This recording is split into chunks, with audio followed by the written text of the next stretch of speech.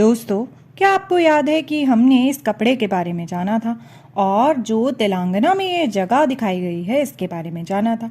इन दोनों को ही कहते हैं पोचमपल्ली।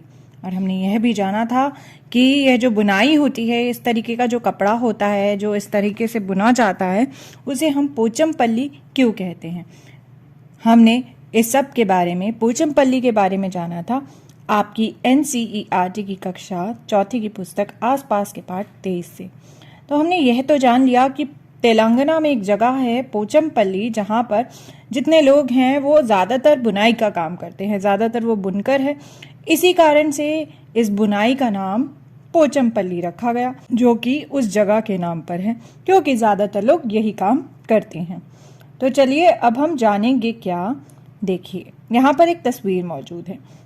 यहाँ पर पूरी तरह से यह दिखाया गया है कि किस तरह से धागे से लेकर पूरा का पूरा जो कपड़ा होता है, साड़ी होती है, पोचमपल्ली साड़ी, वो किस तरह से बनाई जाती है। तो हम जानेंगे धागे से कपड़े तक का सफ़र, यानी कि फ्रॉम थ्रेड टू क्लोथ। तो चलिए देखते हैं क्या सफ़र है जो पोचमपल्ली साड़ी जो है वो तय कर कर आती है। वाणी और प्रसाद हमें बताएंगे कि किस तरह से उनके घर में यह काम किया जाता है। तो चलिए उनसे जानते हैं। अप्पा पोचमपल्ली से धागे की लड़ियां लाते हैं। तो देखिए, यह तस्वीर आप देख पा रहे होंगे। यहाँ जो है अप्पा की तस्वीर है, किस तरह से वो पोचमपल्ली से धागे की लड़ियां लाते हैं। उसके बाद अम्मा लड़ियों को उबलते पानी में डालकर उनकी गंदगी और दाग धोती हैं। यह देखिए यहाँ पर किस तरह से वे लड़ियों को उबाल कर उनके दाग और गंदगी को धो रही हैं।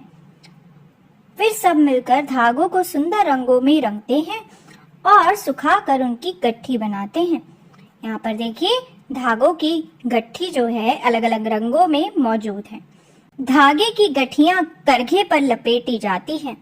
यह रहा करघा, जिस पर धागे की गठियां जो हैं उन्हें लपेटा गया है। करघा होता है वो मशीन जिससे धागा जो है वो बुना जाता है। आप यहाँ तस्वीर में देख पा रहे होंगे। फिर इनसे कपड़े बुने जाते हैं।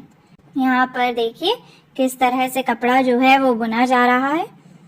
रेशम का धागा हो तो रेशमी कपड़ों, साड़ियों या सूटों के लिए कपड़े बुने जाते हैं।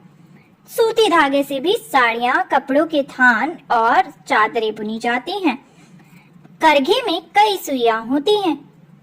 डिजाइन के हिसाब से सुइयों का नंबर घटता बढ़ता रहता है।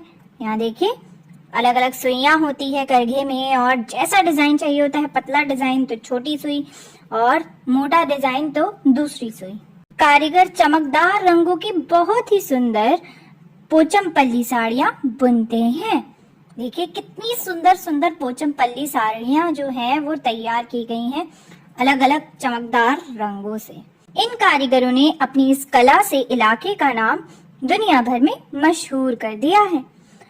तो दोस्तों, हमने जानी कहानी पोचमपल्ली की, यानी कि पोचमपल्ली जगह के नाम पर जो है इस बुनाई का नाम पड़ गया, क्योंकि वहां पर ज्यादातर कारीगर यही काम करते हैं बुनाई का, और इस बुनाई का नाम पड़ गया पोचमपल्ली, और ये बहुत दूर तक मशहूर हो गए। तो हमने जाना पूरा का पूरा सफर धागे से कपड़े तक, किसका? पोचमपल्ली बुनाई का। From thread to cloth, Pochampally weaving. तो दोस्तों, हमने पोचमपल्ली बुनाई के बारे में तो जाना कि किस तरह से पोचमपल्ली बुनाई जो है कहाँ की जाती है और उसकी क्या खासियत है, किस तरह से धागे की मदद से इस बुनाई को किया जाता है और कपड़ा बनाया जाता है, साड़ियाँ बनाई जाती हैं। पर क्या आप पोचमपल्ली बुनाई के अलावा और किसी तरीके की बुनाई जानते हैं? फुलकारी या फिर कांता वर्क या फिर बांधनी? क्या आपने यह सारे नाम सुने हैं? ये कहाँ पर खासकर बनाए जाते हैं? और क्या आपके पास इनमें से किसी चीज का कपड़ा मौजूद है? तो आप पोचमपल्ली के अलावा कौन सी खास तरीके की बुनाई या कौन सा खास तरीके का काम जानते हैं, या फिर ऐसा कोई काम जो अपनी जगह के नाम से मशहूर हो?